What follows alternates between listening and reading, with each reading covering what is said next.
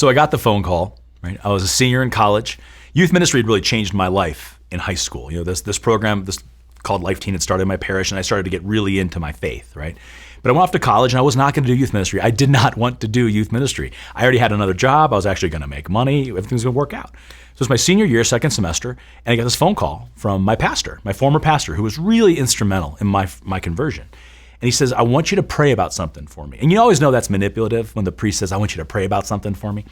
So I did. I prayed about it. He says, I want you to be my youth minister. I went and I prayed about it. And I thought, you know what? I have the perfect excuse because I didn't major in theology. I mean, I'd taken theology classes, but it wasn't my major. So I called him back and I said, Father, I've prayed about it, and I'm not a theologian. So you know what? How about I'll just go do my job and I'll help you out here and there where I can. And he said something to me that changed my life. He said, Mark, I can teach someone who loves teens theology, but I can't teach a theologian to love teenagers. That was it. That was like the only excuse I had, and he just eradicated it.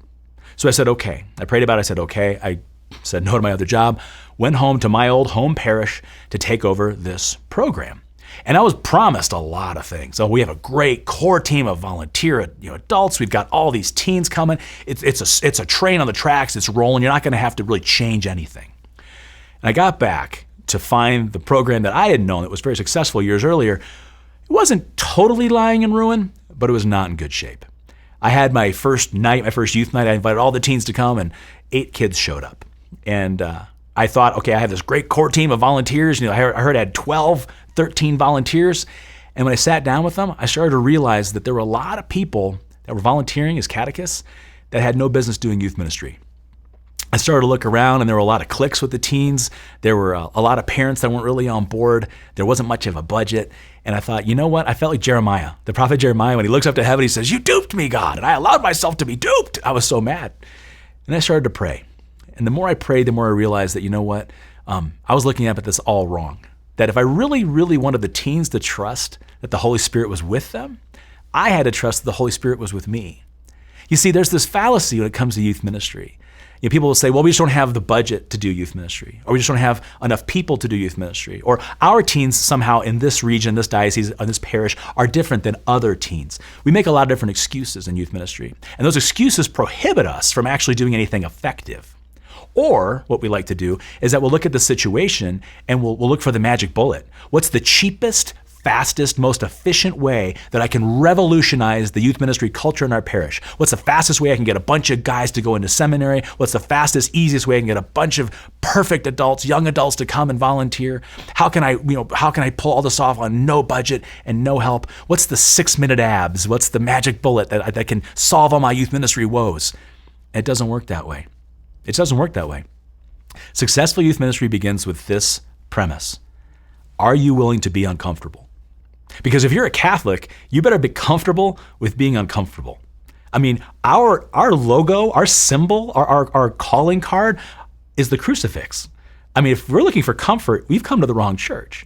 If you're willing to be uncomfortable, you are going to be successful in youth ministry.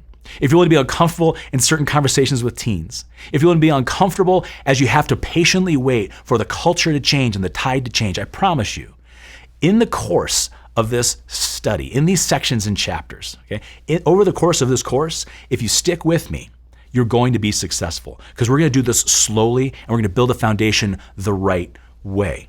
I was forced to have really uncomfortable conversations with a lot of people who had good hearts, but they weren't really built for youth ministry. I had to help them discern out of youth ministry into a ministry that was better suited for their specific talents. I had to go and find new volunteers, new catechists. I had to go get uncomfortable and go onto high school campuses and go stand outside of masses. I had to get over myself, and I actually had to reach out and start inviting people. And here's one more premise I want you to keep in mind as we start into these sections and these chapters.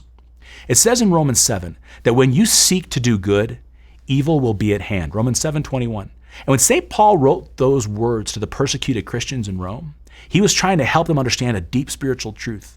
If you're really seeking to do something great for God, great for his kingdom on earth, great for your parish, that's going to really affect teenagers, that's going to help them and bless their families, there's going to be attack.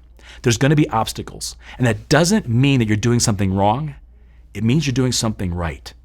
So beware when you don't see the obstacle. Beware when you don't see the attack. Beware of the easy path, because the easy path is an HOV lane to hell. But the lane to heaven, that's rugged and it's uphill and it's going to take time. It's going to take work. It's going to take patience. It's going to take developing relationships. It's going to take mending old wounded relationships. It's going to take sharing vision, and we can do this together. I'm going to share with you all of my failures as we go and a few successes along the way, because together we're going to get your youth ministry program where it needs to be.